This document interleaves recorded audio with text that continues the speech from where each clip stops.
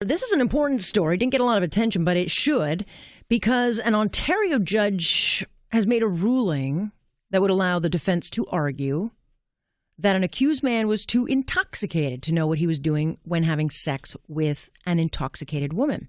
This is a very tricky case, so I'm going to let Joe Neuberger explain it when I bring him in.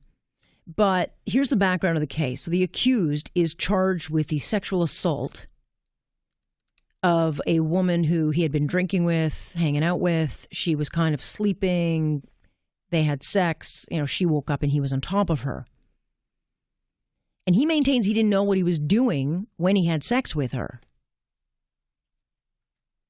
And so the ruling is being made when the defense is trying to get certain arguments into the case, which is going to be heard by a jury in September. But the ruling's controversial because it undoes one of the most controversial Supreme Court rulings back in 1994, that extreme drunkenness could be looked at as the same as a robotic state as a defense of sex assault. In other words, I was so blitzed, I had no clue what I was doing. So how can I possibly be guilty? That's my understanding of it. But I'm going to bring Joe Neuberger into this case because it is, I think, a lot of people looking at it going, oh, my God, this is a step back. So, hi, Joe. How are you? I'm great. How are you? Well, good. But I got to give you your title. You're a Global News Radio legal expert and highly sexy profile criminal defense lawyer. Have I got it right? Very important. Yes, that's correct. All right. Did I get that right, kind of? Yes. Okay. Because So, this is a very important issue that, frankly, has been brewing for well over now 2 decades. And the Supreme Court of Canada's decision, in my opinion, and many other learned individuals in the field, is contrary to psychiatric evidence. So this is not a floodgates argument by advocates for victims of sexual violence that people will get off because they drink alcohol. Right. It's simply a defense based on good science. An individual, for whatever reason, and I'm not saying they're good individuals, but if they consume a quantity of alcohol, drugs, or a combination thereof, which renders them to a state of non-insane automatism, may render them incapable of appreciating their acts, which would vitiate the intent. That is the issue. The Supreme Court of Canada decision was, in my opinion, ridiculous. This is a good decision. Justice Spies is a very intelligent, very respected, competent judge whose, frankly, ruling should stand up on appeal, in my opinion. And she's also a woman. Right.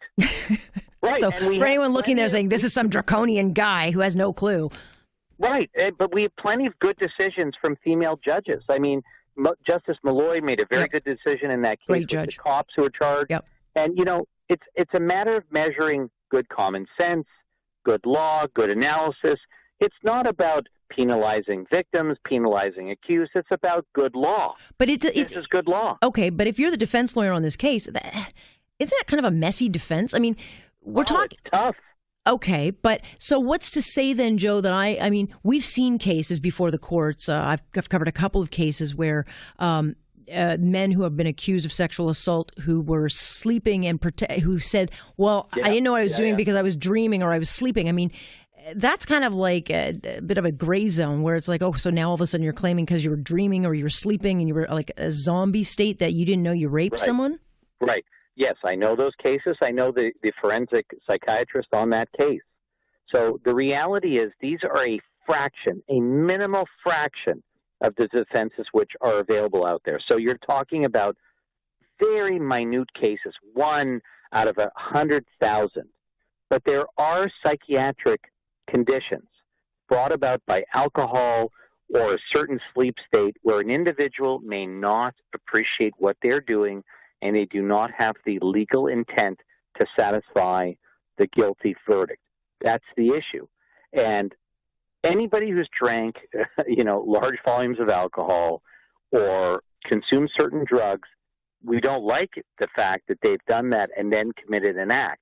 But the voluntary consumption of it is not the end of the analysis. The analysis also has to look at very carefully what happened to the individual. How did that impact upon them?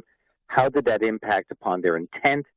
And I think that's incredibly important. And in this case, This is important to restore defense, which is available to certain individuals in very specific circumstances.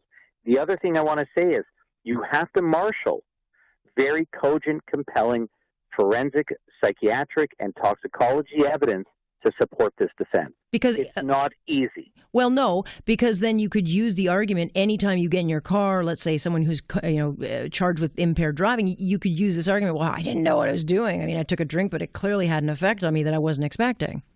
Right, and that would not apply. This has to get to the level of non-insane automatism, and you need very specific toxicology evidence and forensic psychiatric evidence to try and establish this. And the defendant has that burden. Not easy, very challenging, will be rarely used, rarely successful. It's not a floodgates argument for people to say, oh, now we can just say I'm drunk, so I committed sexual assault, so what? I'm absolved of it because I drank. That's not what's going to happen as a result of this verdict. And nobody should assail this justice for being brave enough to make this decision. She is intelligent, capable, very respected. This is a very good, grounded decision. Well, it'll be interesting because this case goes in September, so it'll be interesting, I think, to watch how it. I'll be curious to see how it's argued in court. So we'll watch that. But I don't have a lot of time. But in September. What's that? Bring me back in yes, September. Well, we'll I will. Talk about it more. I'll bring you back probably tomorrow night because I'll have another one. I'll be ready. I wanted to ask you quickly about the BC case. Oh yes, that's a big case. Yeah, and I was listening to your show. It's a big case, but I agree with you. This is, I can't say this on air, but it's just crap. I'm a criminal defense lawyer. I'm not a civil litigator, but God, I hate stupid litigation. But where does it stop? Litigation. You sue, like who? Stupid. It's stupid. It's stupid. You know what? Pharmaceutical companies, they're businesses. They want to produce medication, produce it. But the problem, like you said, is the issue is doctors who overprescribe and do not monitor. And it's only in the last 5 to 10 years, frankly, last 5 years, where the government has paid attention to overprescription of opiate-based medications, seen the epidemic, and has tried to put in measures to control this. Because pain clinics it's an industry. Yeah. Oh, my God, my back hurts, my knee hurts. Yeah. Oxy, whatever. But then, Joe, where do you stop? Because then you'd have to go after the pharmacist giving it. I mean, and at some point, someone has to take responsibility because no one is forcing the drugs. And I know drug addiction is an illness. I know that. But again, at some point, you don't have to take the drugs. It is a choice. Absolutely right. It's a voluntary decision. But I will say this, okay? And I'm all for individual responsibility, okay? I don't absolve people of that, even though I'm a criminal defense lawyer. But the reality is, if somebody comes to a doctor, a pain management clinic, and they say, I've got a real issue, they have a back issue, an issue related to birth or whatever, and it's legitimate, and they get prescribed an opiate-based medication, over time, they do become addicted. Yeah. And these doctors do not monitor on an ongoing basis how addicted they become, how to try and source out other medications which are not as addictive to try and obviate or alleviate the issue. It's an obvious issue. But these doctors and these clinics, some of them, I'm not saying all, so if any listeners are doctors, I don't want them to have a heart attack at what I'm saying. But the reality is they do not monitor this type of issue sufficiently. And so there is a responsibility for the practitioner prescribing, and we have come a long way in the last 5 years. You will see if you're prescribed this medication, it's difficult. You're going to get, frankly, cross-examined at the pharmacy, and there are far greater restrictions on it. But litigating against the pharmaceutical companies is, frankly, a waste of public funds. It's stupid. It's a political ploy. And I have no patience for this type of stupidity. It wastes so much of the public funds. Yeah, take the money and put it into treatment facilities. I got to leave it. Absolutely right. I mean, honestly, it'll go on for 20, 30 years, and it'll cost billions of dollars, and all that money could have gotten into getting people, You're absolutely right. Sometimes I am, Joe. Thank you. You're always right, Alex. And you're always high profile and sexy. I love you. Have a good show. You too. Thank you. Joe Neuberger, who I would, he's on my Rolodex of guys I'd hire, okay, if I got in trouble. I got about five lawyers that I'd hire if I got in trouble. He's on the list. Good thing I got his number. On Point on Global News Radio.